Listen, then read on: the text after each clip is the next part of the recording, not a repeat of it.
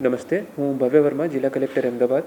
આપણે બધા જાણીએ છીએ કે અમદાવાદમાં આવતા 2 દિવસ માટે આઈએમડી ડિપાર્ટમેન્ટથી રેડ એલર્ટ છે, 31 જુલાઈ અને 1 ઓગસ્ટના દિવસે. એના માટે તંત્રએ પૂરી તૈયારી કરી છે.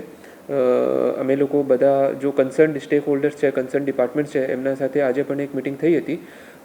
પોલીસ સ્ટાફ છે, પછી પ્રાંત ટીડીઓ મામલતદાર, chief officers, health team, road and building ડિપાર્ટમેન્ટની સ્ટેટ અને પંચાયતની ટીમ, બધા લોકો સાથે તંત્ર તરફથી બધા તાલુકામાં એક સિનિયર ઓફિસરની નિમણૂક કરવામાં આવી છે અને આજે સાંજે સુધી બધા સિનિયર ઓફિસર્સ પોતાની તાલુકામાં પહોંચી જશે, ત્યાં જ રાત્રિ રોકાણ કરશે અને જેટલી પણ તૈયારીઓ થઈ છે આ તૈયારીઓનું એક વખત ફરીથી રિવ્યૂ લેશે. આવતીકાલ માટે 31 તારીખ માટે અમદાવાદ જિલ્લાના સ્કૂલ કોલેજીસમાં રજા જાહેર કરવામાં આવી છે, સો દેટ કોઈ પણ સ્ટુડન્ટ્સને કોઈ પ્રોબ્લેમ ન થાય. એઝ ઓફ નાઉ 31 તારીખ માટે રજા જાહેર કરવામાં આવી છે અને અમે લોકો કાલ બપોર સુધી પરિસ્થિતિ જોવાના છે કે 1 તારીખનું શું એલર્ટ છે, એના પછી 1 તારીખ માટે નિર્ણય લેવામાં આવશે.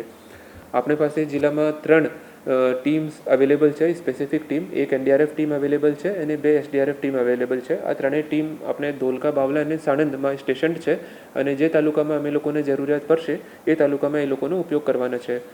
બધા લોકોને અપીલ છે, કારણ કે શક્યતા ભારે વરસાદની છે. આવતા 2 દિવસ માટે પણ ભારે વરસાદની શક્યતા છે, તો જ્યાં સુધી એકદમ કોઈ ઇમરજન્સી સિચ્યુએશન ના હોય ત્યાં સુધી ઘરોમાંથી ન નીકળવાની એક અપીલ છે તંત્ર તરફથી.